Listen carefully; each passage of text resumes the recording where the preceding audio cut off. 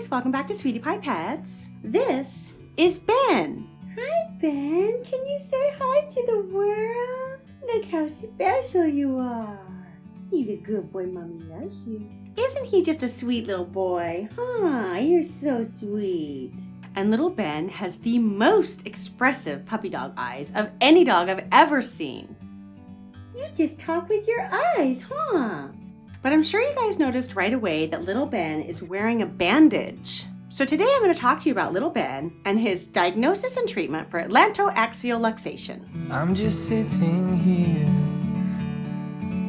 I got time. So little Ben came to us from a breeder in Europe. I'm not going to identify her right now, but she is fairly well known and she sells Chihuahuas to people worldwide. And little Ben was purchased because he was going to be a part of my Sweetie Pie Pets breeding program. And he eventually may be still. When I first got Ben, he was doing fine. You can see that at first he was playful, he interacted just fine with all my other Sweetie Pies, and I didn't really notice any problems. But fairly soon after I got him, I began noticing that Ben was having some struggles walking. He seemed to be moving really awkwardly, and sometimes he would just stumble a little bit, and sometimes he would actually fall all the way to the ground. And this continued to get worse over the course of a few days. Sometimes he would walk and move fine, and other times not so good. So I started making some phone calls to veterinarians, specialists, and even my pet nutritionist in LA. So the nutritionist thought that little Ben might have what's called wobbler syndrome, which is a spinal cord compression in the neck. So wobbler syndrome causes a dog to wobble and have an unusual gait. So that kind of sounded right and logical since he did have an unusual gait and he kind of wobbled a little bit. But the issue with that is that wobbler syndrome is usually found in larger breed dogs, such as Dobermans. So I used this bit of information to help me find a veterinarian who specializes in neurologic and orthopedic issues. So Ben went to his first neurologic appointment, and after a full day of x-rays, tests, and blood work, the doctor said he didn't think it was wobbler syndrome, but rather Atlantoaxial Luxation. Now, just to set your mind at ease, Ben is not experiencing any pain or discomfort, and as you can see, he is happy as can be. Hi, sweet boy. Are you so happy? Look how he looks at me with his eyes. It's the cutest thing ever. I can't stand it. And little Ben actually travels with us also. He loves it. You went to Zion National Park, didn't you?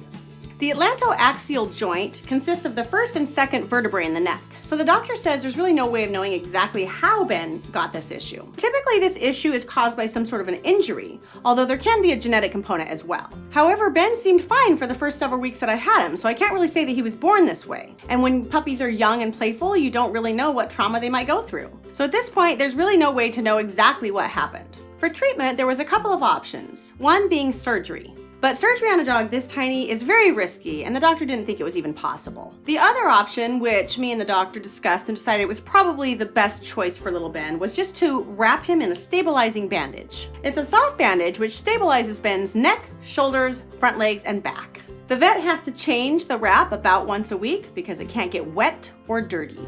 And the doctor also prescribed Ben with a steroid which reduces inflammation. Ben can still walk and move around a little bit, but it's kind of restricted.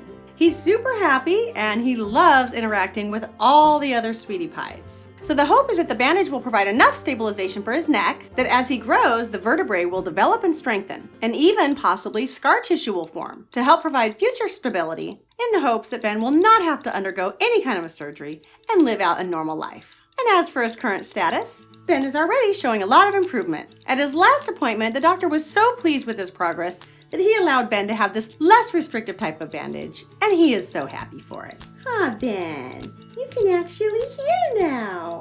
The very first bandage he had was so sad, even his ears were stuck in it like this. Just his little face stuck out. It was so sad. Well, you're a big boy now.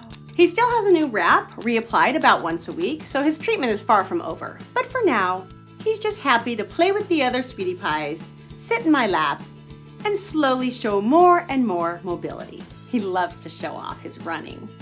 Huh, Ben? You can run. I'm super happy to finally be able to share Ben with all of you guys, and if you liked hearing about him, keep watching for more updates. You can also see more of Ben on my Instagram at Kelly Swift Sweetie Pie Pets and my TikTok channel, Sweetie Pie Pets. And please click the like button if you liked my update on Ben. And if you're new to Sweetie Pie Pets, please consider subscribing to my channel. Thanks so much for watching, everyone. We'll see you next time on Sweetie Pie Pets. Bye-bye. Ben, say bye. He's a good boy.